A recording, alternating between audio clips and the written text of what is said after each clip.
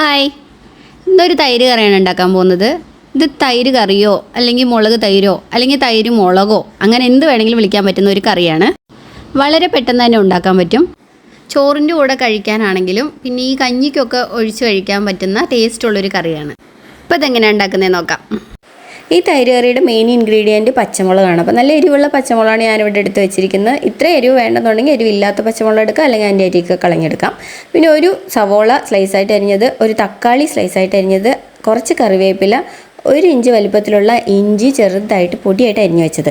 പിന്നെ വേണ്ട നമുക്ക് 1 കപ്പ് തൈരാണ്. ഇത് നല്ല പുളിയുള്ള തൈരാണെങ്കിൽ നല്ല ടേസ്റ്റ് ആയിരിക്കും. അത്രയും പുളി ഇല്ലാത്തതാണെങ്കിലും കുഴപ്പമൊന്നുമില്ല. നല്ല കട്ട തൈരാണ് ഞാനിവിടെ എടുത്ത് വെച്ചിരിക്കുന്നത്.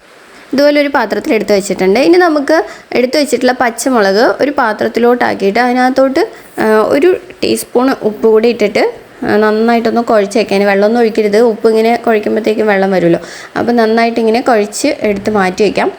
ഇതുപോലെ കുറച്ച് ഉപ്പ് പിടിക്കാൻ വേണ്ടിയിട്ടാണ്. ഇനി ഒരു പാത്രം എടുക്കുക. പാത്രത്തിനകത്ത് 2 ടേബിൾ സ്പൂൺ എണ്ണ ഒഴിക്കുക.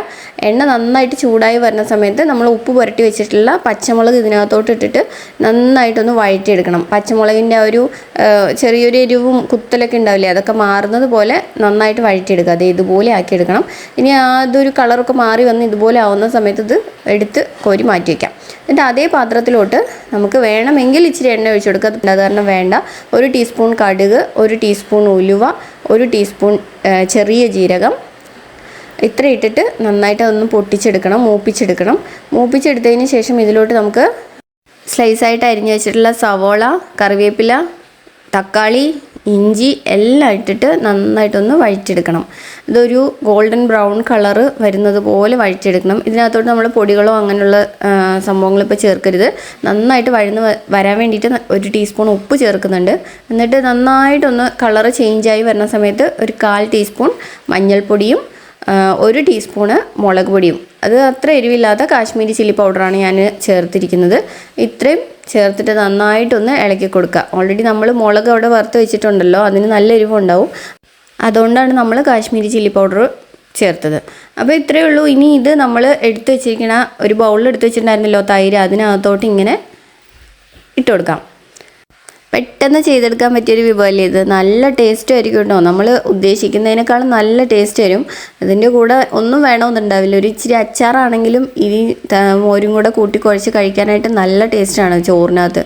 ഇനി തണുത്ത ചോറാണെങ്കിലും തലേ ദിവസത്തെ ചോറാണെങ്കിലും ഒക്കെ ഉണ്ടെങ്കിലും കഞ്ഞിയാക്കിയിട്ട് അതിനകത്ത് ഈ തൈര് ഒഴിച്ചിട്ട് കഴിക്കാനും നല്ല ടേസ്റ്റാണ് കേട്ടോ.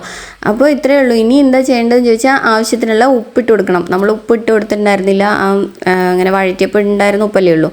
തൈരിന് കുറച്ച് കൂടുതൽ ഉപ്പ് വേണമല്ലോ. അപ്പോൾ ആവശ്യത്തിനുള്ള ഉപ്പ് ഞാൻ 1 ടീസ്പൂൺ ഉപ്പ് കൂടെ ചേർത്ത് കൊടുത്തിട്ടുണ്ട്. എന്നിട്ട് ഇതിൽ നമ്മൾ വറുത്ത് വെച്ചിട്ടുള്ള ആ മുളക് ഇതുപോലെ അങ്ങ് ഇട്ട് കൊടുക്കാം. അപ്പോൾ കുട്ടികൾക്കൊക്കെ കഴിക്കാൻ കൊടുക്കുകയാണെങ്കിൽ മുളക് അങ്ങ് ഒഴിവാക്കിയിട്ട് തൈര് മാത്രമായിട്ട് കഴിക്കാൻ കൊടുക്കാം. നമ്മൾ കഴിക്കുന്നതുകൊണ്ട് ഈ മുളകും കൂടി ഇട്ട് കഴിയുമ്പം ഈ ചോറിനകത്ത് നമ്മളിത് കുഴച്ച് കഴിക്കുമ്പോൾ ഈ മുളക് ഇടയ്ക്കിടയ്ക്ക് കടിക്കാൻ കിട്ടില്ലേ, അതൊരു ഭയങ്കര ടേസ്റ്റാണ് കേട്ടോ. എന്തായാലും ഇത് ചെയ്ത് നോക്കണേ. അപ്പോൾ വീഡിയോ ഇഷ്ടപ്പെട്ടിട്ടുണ്ടെങ്കിൽ ലൈക്ക് ചെയ്യുക, ഷെയർ ചെയ്യുക, കമൻറ്റ് ചെയ്യുക. പിന്നെ ചാനൽ സബ്സ്ക്രൈബ് ചെയ്തിട്ടില്ലെങ്കിൽ അതോടെ സബ്സ്ക്രൈബ് ചെയ്യുക. അപ്പോൾ മറ്റുള്ള വീഡിയോസുകളും നിങ്ങൾക്ക് സജഷനായിട്ട് വരും. അപ്പോൾ അടുത്ത വീഡിയോയിൽ നമുക്ക് വീണ്ടും കാണാം. ടാറ്റാ.